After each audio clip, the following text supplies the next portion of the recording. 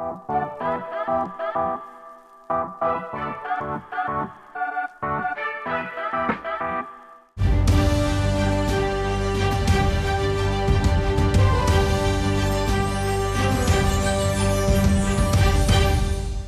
mes petits chéris, bienvenue dans notre émission Touche pas à ma planète. Je suis Cyril Trioupa. Je vous présente nos chroniqueurs Gilles Verpolu, Benjamin Castaltri et Kimberley Dzeseko. Ici, on dit tout aux téléspectateurs. Que pensez-vous du tri et du recyclage dès l'école primaire ? Je suis pour que les élèves sachent trier et recycler leurs déchets. C'est important pour notre planète. Non, je suis d'accord avec toi, Benjamin. Il est nécessaire de transmettre des valeurs écologiques aux enfants. Moi, je n'ai pas intérêt de leur apprendre à trier et recycler à l'école. Ils sont encore jeunes pour cela. Pas du tout. Le tri est l'affaire de tous et ça commence dès le plus jeune âge. Ça permet d'économiser des ressources naturelles non renouvelables, d'éviter le gaspillage et de limiter les pollutions. En effet, une fois recyclé, un emballage sert à fabriquer de nouveaux objets. Tout cela nécessite plus d'infrastructures, des véhicules, des énergies, des machines, sans compter la contamination des eaux, des sols et de l'air. Ça génère plus de CO2 de recycler en objet que de le produire. Il faudra toujours extraire plus de ressources et le déchet recyclé 1, 2 ou 3 fois deviendra au final un déchet. J'entends vos arguments. Notre journaliste est donc allé à la rencontre d'élèves d'une classe de CM1 de l'école primaire Rondeau-Montfleury. Bonjour, nous sommes avec des élèves qui recyclent les objets non utilisés au sein de l'école. Bonjour. Bienvenue dans la bibliothèque de l'école.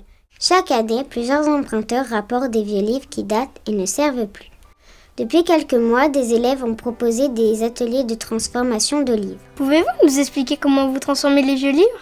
Moi, je suis spécialisée dans la transformation des livres en incorporant des plantes. Au départ, je découpe les pages avec un cutter, puis j'ajoute du terreau et j'insère les plantes.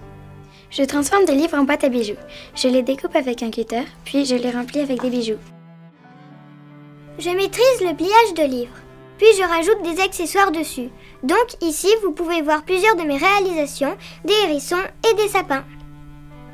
Alors moi, j'utilise les pages de vieux livres pour décorer des bougies et pour faire des roses. Pour les roses, je découpe des morceaux de papier en arc de cercle, puis je les assemble. Pour la bougie, je découpe une page du livre et je l'entoure autour de la bougie. Je rajoute à la fin un ruban.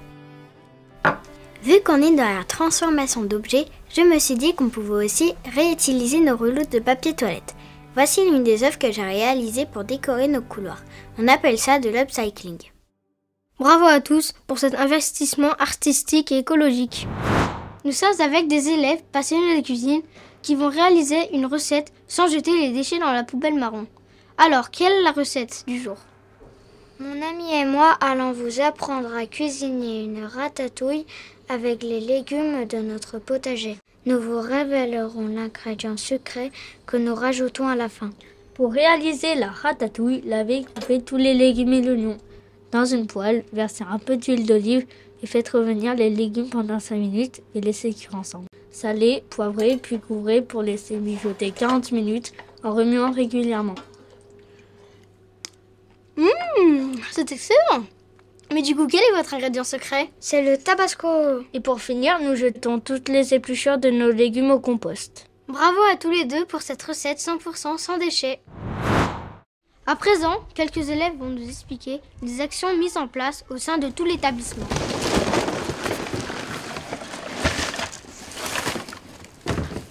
Chaque semaine, 2 élèves de notre classe vident le conteneur de papier dans la poubelle verte de l'école. Toutes les semaines, une classe ramasse les déchets dans la cour de l'école. Nous faisons cela avant la sortie. Nous avons aussi depuis cette année des éco-délégués qui nous proposent des défis. Par exemple, vider la poubelle de notre classe, manger 2 tranches de pain maximum à la cantine, répondre à un quiz écologique, etc. Nous avons aussi mis un point de collecte de recyclage de gourdes de compote pour Maya. C'est au profil d'une association aidant la recherche chez la famille d'enfants atteints d'une maladie génétique, le syndrome de Rett. Bravo les filles pour votre investissement écologique mais aussi associatif.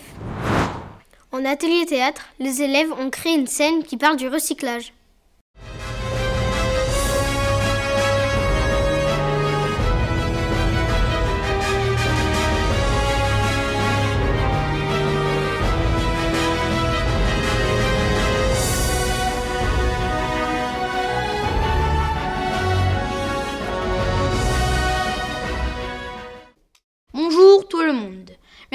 dans le tribunal du Faucon Aluminium. Faites rentrer l'accusé. Qu'a-t-il fait? Il pollue avec le réacteur de son vaisseau. Non, ce n'est pas vrai. Vous mentez et vous ne faites pas mieux. C'est vrai. Vous voyez ce sabre laser? À la place de le jeter n'importe où, il faut le recycler. Ah, je ne le savais pas. C'est pareil avec les ampoules à LED. Ok, je le saurai pour la prochaine fois. Je vous condamne à des travaux d'intérêt généraux où vous devrez trier et recycler des déchets intergalactiques. Non, je ne suis pas d'accord.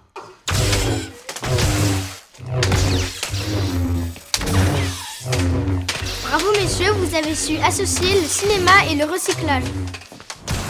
Nous voici dans un atelier de couture. Moi, j'ai conçu ma propre tenue, j'ai pris des bouts de tissu et j'ai assemblé les morceaux. J'ai acheté des vêtements d'occasion, pas très chers sur Recycled, une application bien tendance. J'ai aussi créé un sac à main en ajoutant des boutons dessus. On m'a donné de vieux vêtements que j'ai relookés. J'ai rajouté des strass, du coup j'ai une tenue unique et personnalisée. J'ai pris des feuilles de papier, je les ai pliées et assemblées pour en faire une tenue. Pour cela, il m'a fallu une agrafeuse et du scotch. Recyclons tous! Bravo les filles, vous avez su montrer qu'on pouvait éviter de jeter les vêtements. Chers téléspectateurs, nous voici de retour. Qu'est-ce que vous en concluez du tri et du recyclage des déchets dès l'école primaire? Je pense que c'est important de sensibiliser les élèves à garder leur établissement propre.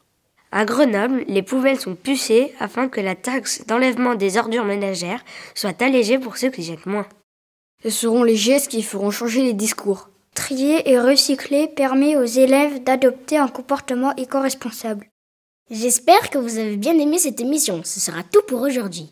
J'aimerais que vous réagissiez sur TicTri et Face de Tri. En attendant, je vous dis à la semaine prochaine.